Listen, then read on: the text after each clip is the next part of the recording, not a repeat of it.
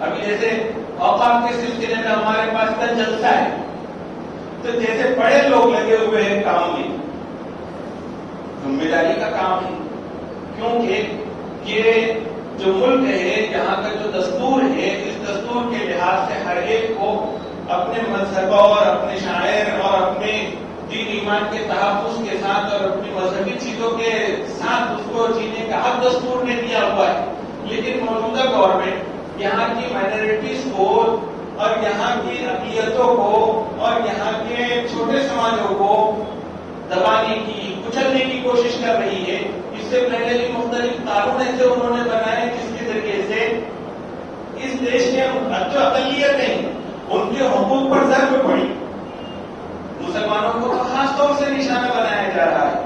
جو گورنمنٹ ہے وہ فرقہ پرست گورنمنٹ ہے، اور ان کی کوئی نیتی اور ان کا کوئی قانون ایسا نہیں ہے جس میں انہوں نے مسلم دشمنی کو ظاہر نہ کیا ہو.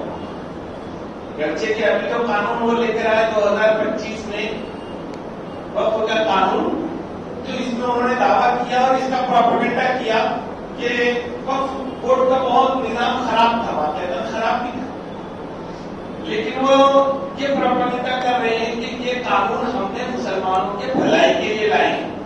ان کے جو بے روزگار ہیں ان کو روزگار ملے گا، ان کی بیواؤں اور مسکینوں کا بھلا ہوگا.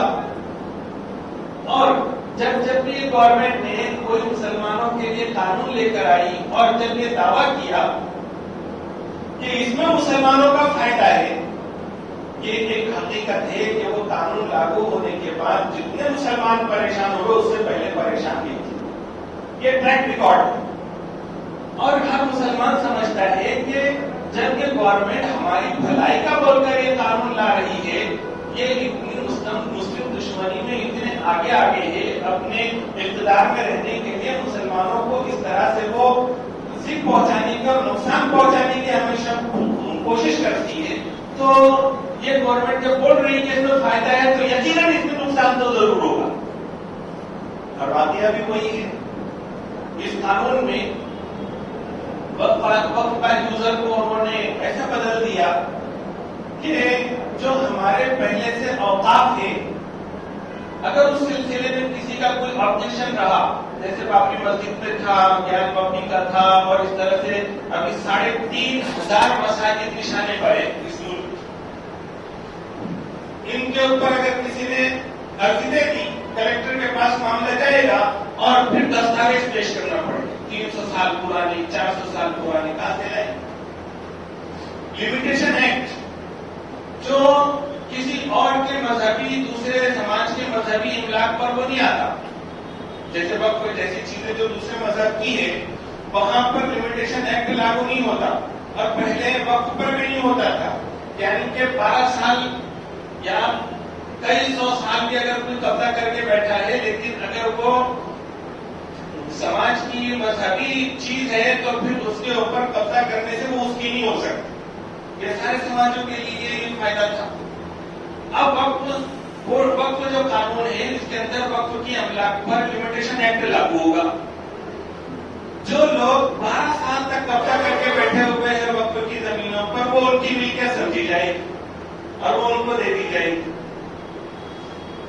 اس طرح کی اور بھی چیزیں خود مسلمانوں کے لیے وقف کرنا مشکل ہو جائے گا، مسجد بنانا مشکل ہو جائے گا. ایک آدمی ہے، وہ ابھی مسلمان ہوا ہو کہ باپ دادا سے مسلمان ہو، وہ مسلمان ہے اور اس کو اس کے اسلام پر عمل کرنے کا حق ہونا چاہیے، لیکن نو مسلم وقف نہیں کر سکتا. 5 سال تک اس نے اسلام پر رہنا چاہیے اور پریکٹس کرنی چاہیے. یہ بھی عجیب تماشا ہے کہ وقف بورڈ میں غیر مسلم تو نہیں، لیکن کوئی غیر مسلم وقف کو دان نہیں کر سکتا.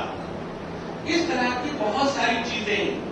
اندیشہ یہ ہے کہ یہ قانون اگر اپنی اسپیڈ کے ساتھ کام کرے گا تو آنے والے وقت میں مسجدوں کو، درگاہوں کو، قبرستانوں کو اور اس کی پہلے وقف کی ہوئی چیزوں کو اور جو ابھی قبضے میں ہے وقف بورڈ کے ان چیزوں کو بھی اور آنے والے اوقات کو بھی شدید خطرہ لاحق ہو جائے گا. یہ اندیشہ ہے. اور دوسرا بڑا اندیشہ یہ ہے کہ اس کے ذریعے سے ماحول تناؤ والا ہوگا اور ہندو مسلم رائٹ بڑھ جائیں گے اور آپس میں بھائی چارہ ختم ہوگا اور نفرتیں بڑھے گی، جھگڑے فساد بڑھیں گے. اس سے مسلمانوں کو بھی اور دیگر لوگوں کو بھی نقصان ہوگا اور ملک کو بھی نقصان ہوگا. تو یہ جب قانون آیا تو مسجدوں کی حفاظت کی ذمہ داری اور اس کے لیے کوشش کرنے کی ذمہ داری قبرستانوں کی، درگاہوں کی اور دیگر وقف کی چیزوں کی جو اللہ کی پراپرٹی ہے، اس کی حفاظت کی ذمہ داری کس کی ہے اور کوشش کرنے کا کام کس کا ہے؟ ہر مسلمان کا ہے. اس لیے آل انڈیا مسلم پرسنل لا بورڈ کی طرف سے پورے ملک کی طور پر احتجاج کا سلسلہ چل رہا ہے. ہمارے پاس بھی کل ایک احتجاجی اجلاس عیدگاہ میدان پر، اس میں جہاں پر بڑے لوگ لگے ہوئے ہیں، نوجوان بچے بھی رضاکارانہ طور پر اپنی خدمات دے رہے ہیں. اور یہ حضور صلی اللہ علیہ وسلم کی سیرت کا سبب بھی ہے کہ ہم اپنے بچوں کو ایسے تیار کریں کہ جب ان کو شعور کا وقت آئے تو وہ اپنی مذہبی چیزوں میں دلچسپی لے، اس میں اپنی خدمات دینے کو وہ سعادت سمجھے، قومی چیزوں میں حصہ لے اور اس میں اپنی